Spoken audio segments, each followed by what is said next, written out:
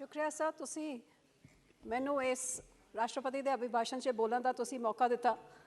आज़ादी के 75 साल बाद देश की दूजी महिला ने जब अभिभाषण दिता तो मैनू उम्मीद सी कि इस सरकार की, जिस सरकार नू देशवासियों ने 2 बारी बहुत वड्डी बहुमत के नाल, पूर्ण बहुमत के नाल 9 साल का समा दिता, तो इस अभिभाषण में जरूर उस 9 साल का लेखा जोखा कि 2014 के जिहड़े दिन गिनाए जाते सी, गल्लां कीतियां जांदी सी, उन्हां दे विचों किन्नियां पूरियां होईयां ने।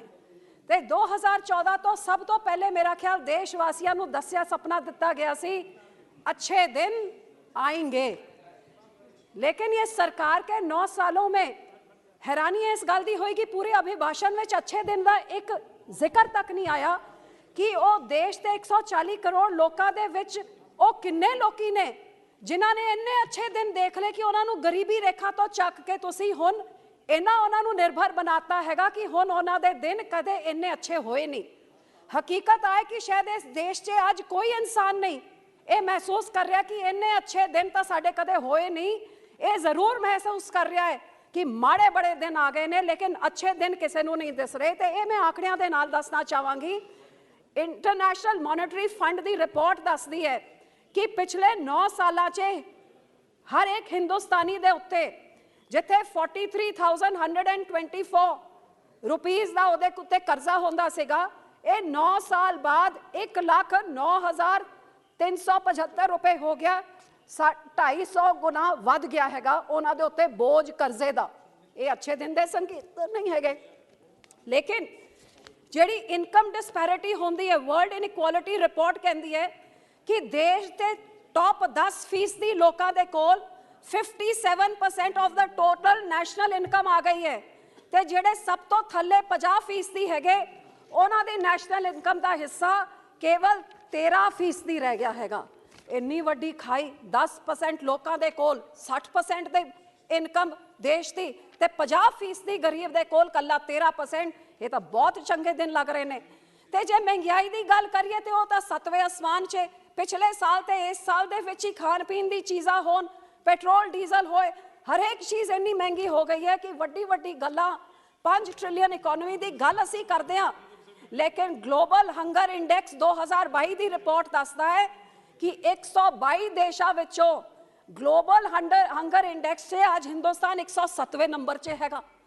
तो यह हाल हैगा कि अनीमिया देश 'च बीबियां दा तां बच्चियां दा वधिया जा रहा है, तो चाइल्ड वेस्टिंग रेट 19.3 दुनिया 'च हाईएस्ट हैगी। सब तो वध मैल न्यूट्रिशन बच्चियां दी आज हिंदुस्तान 'च बच्चे भूखमरी से मर रहे हैं, और हम $5 ट्रिलियन की इकोनॉमी की बात कर रहे हैं। 29.1 जो हंगर लेवल है, India has been labelled as serious. आज दे लोग अपना ढिड नहीं भर सक रहे, आज दे बच्चे भुखमरी दे नाल मर रहे हैगे, ते असी कह रहे हैं अच्छे दिन दे हुण तां उन्हां नूं सपने आने भी बंद हो गए ने कि अच्छे दिन आएंगे, तो भरोसा चढ़ गया, लेकिन हुण तां सपने भी नहीं आ रहे। एक तरफ भुख दे नाल मर रहे ने ते दूजे पासे बेरोजगारी, 60% आबादी, डेमोग्राफिक डिविडेंड, साडा देश दा बहुत वड्डियां गल्लां होंदी सी, लेकिन बेरोजगारी लगातार वधदी जा रही है पिछले 9 सालों से कि इन्ना कुछ हो गया है कि 60% साडे देश के काम करन वाले लोगों के कोल या अनएम्पलॉयड है या अंडर एम्पलॉयड है। ये देश की हकीकत है। तो 15 लाख के जेडे हर खाते 'च सपने दिखाए सी, हर गरीब के खाते 'च 15 लाख आएंगे, तो नोटबंदी के बाद जो 2, 4, 15 रुपए कट्ठे किए सी नोटबंदी ने, वह भी खो के गरीब का खिंच के पार करता। तो यह तो हकीकत हैगी अच्छे दिनों की, लेकिन उन्होंने अच्छे दिन बारे कोई एक भी नहीं गल की। तो एक तरफ ना इस पे राष्ट्रपति जी ने कुछ बोला और ना ही उनके अभिभाषण में। लेकिन सर, मैं एक किसान प्रस्त देश से आती हूँ और मैं किसानों की बात जरूर, डबल इंजन सरकार, उस टाइम था डबल फार्मर इनकम, किसान की आय दोगुनी करी जाएगी। 75वें साल का महा अमृत उत्सव पे डबल फार्मर्स इनकम, और पूरे अभिभाषण में कौन से किसान का इनकम डबल हुआ वो गल चर्चा ही नहीं की कि खर्चा की होंदा सी। आज महंगाई के कारण किसान का हाल की है, आज हर एक चीज़ की महंगाई कितनी वध गई है, बीज कितने महंगे हो गए, DAP, यूरिया, ट्रैक्टर, इंप्लीमेंट, हर चीज़ की महंगाई तो आसमान ताईं पहुंची हुई है। तो बेचारे किसान नूं ओहदी MSP डबल की है, मैं कहती कि किसान की आय डबल नहीं हुई, they have not doubled farmer income, they have doubled farmer debt. And this is, I will say, by statistics, because the Honorable Finance Minister in Rajya Sabha has said herself that outstanding debt of farmers has risen by over 53% in last 6 years. ਤੇ ਜੇ ਆਮਦਨ ਦੁਗਣੀ ਹੋਈ ਹੈ ਤੇ ਇਹ that ਕਿਵੇਂ ਵੱਧ ਗਿਆ ਜੇ ਆਮਦਨ ਨਹੀਂ ਹੋ ਗਈ। ਤੇ ਇਹਨਾਂ ਦੇ ਆਪਣੇ ਸਟੈਟਿਸਟਿਕਸ ਆ ਵੀ ਕਹਿੰਦੇ ਨੇ ਕਿ ਹਰ ਰੋਜ਼ 136 ਕਿਸਾਨ ਆਤਮ ਹੱਤਿਆ ਕਰ ਰਹੇ ਨੇ ਤੇ 136 ਦੇ ਹਿਸਾਬ ਨਾਲ 365 ਦਿਨਾਂ 'ਚ 50,000 ਕਿਸਾਨ ਖੁਦਕੁਸ਼ੀਆਂ ਕਿਉਂ ਕਰ ਰਹੇ ਨੇ ਜੇ ਉਹਨਾਂ ਦੀ ਇਨਕਮ ਡਬਲ ਹੋ ਗਈ ਹੈ। ਤੇ ਡਬਲ ਇਨਕਮ ਦੀ ਗੱਲ ਤਾਂ ਕੋਈ ਕਰਦਾ ਨਹੀਂ। ਇਹ ਬੜੀ ਦੁੱਖ ਦੀ ਗੱਲ ਹੈ ਕਿ ਡਬਲ ਇਨਕਮ ਦੀ ਗੱਲ ਕਰਨ ਵਾਲੀ ਸਰਕਾਰ ਨੇ ਕਾਲੇ ਕਾਨੂੰਨ ਲੈ ਕੇ ਆਏ ਤੇ ਕਾਲੇ ਕਾਨੂੰਨ ਦੇ ਕਰਤੇ 800 ਕਿਸਾਨਾਂ ਨੂੰ ਸ਼ਹੀਦ ਕਰਤਾ। ਸ਼ਹੀਦ ਕਰਨ ਤੋਂ ਬਾਅਦ ਜਦੋਂ ਉਹਨਾਂ ਨੇ ਨਾਲ ਵਾਅਦਾ ਕੀਤਾ ਕਿ ਐਮਐਸਪੀ ਨੂੰ ਲੀਗਲ ਰਾਈਟ ਬਣਾਇਆ ਜਾਊਗਾ, ਅੱਜ ਉਹਦੇ ਵਿੱਚੋਂ ਵੀ ਪਿੱਛੇ ਭੱਜ ਰਹੇ ਨੇ ਤੇ ਉਸ ਕਮੇਟੀ ਦੇ ਨਾਲ भी एक बड़ा धोखा किसानों नाल कीता। आज महिलाओं की बातें की जाती है कि मेरी सरकार भारत में महिलाओं के हर बाधा दूर करने वाली सरकार है। बड़ा दुख होता है इस गल कि इन्होंने अखा बंद कर लितियां ने कि इन्होंने पता नहीं कि NCRB दी स्टैटिस्टिक्स दसते ने कि पिछले साल 26.35% इंक्रीज होया 2016 के हिसाब नाल तकरीबन चौथा हिस्सा क्राइम वध गया। 6 लाख केस जेडे रजिस्टर होए, 4.5 lakh was crime against women. औरतां दे उत्ते अत्याचार वधदा जा रहा है ते वधूगा किवें नहीं, क्योंकि हकीकत की हैगी कि बच्चियां ते औरतां दे उत्ते जेडे अत्याचार करदे ने।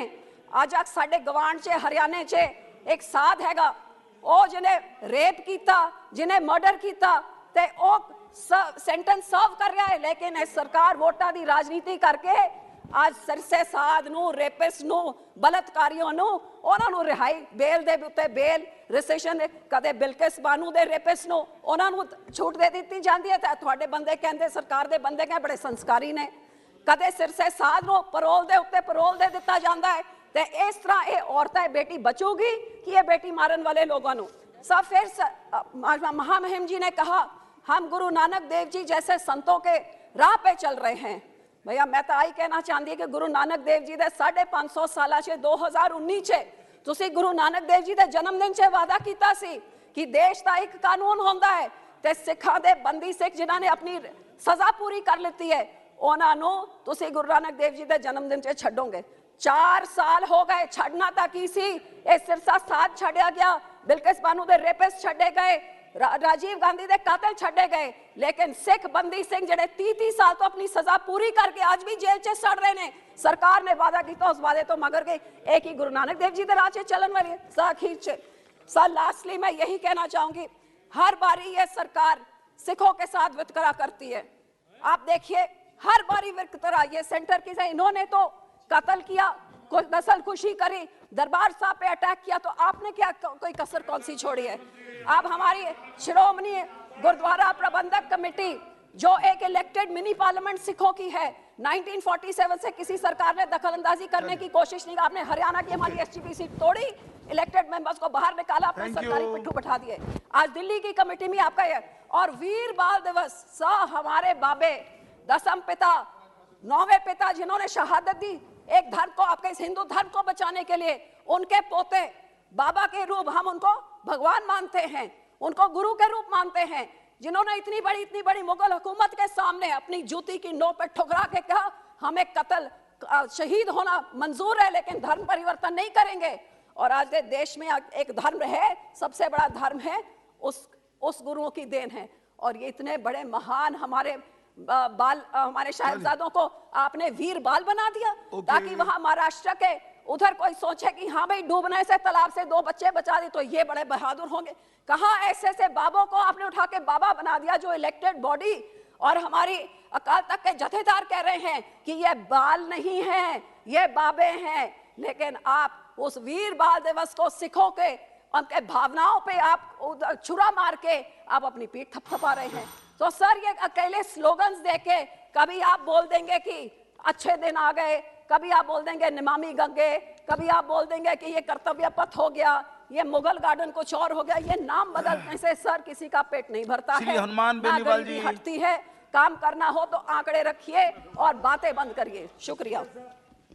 सर थके नहीं क्या आप? सुनो उन्होंने अपना भाषण देते हुए कई एक चीज़ें मेंशन की, रेपिस्ट है उसको बेल दे दिया, जेल दे दिया, बिल्किस बानो का जिक्र किया। सर 352(5) में मेरा आपसे आग्रह होगा कि ये सुप्रीम कोर्ट का ऑर्डर है, सुप्रीम कोर्ट के ऑर्डर के बाद जो है कोई कन्विक्ट जो है, इन्होंने जो बिल्किस बानो का जिक्र किया, मैं स्पेसिफिक उसी के आधार पर हूं सर, उसको एक्सपंज दिखवा लेंगे उसको, ठीक है, उसको दिखवा लेंगे। बैठिए बैठिए बैठिए, हो गया। जो माननीय सदस्य ने आपत्ति जताई उसको दिखवा लेंगे, और यदि वो अनुमन्य नहीं है तो उसको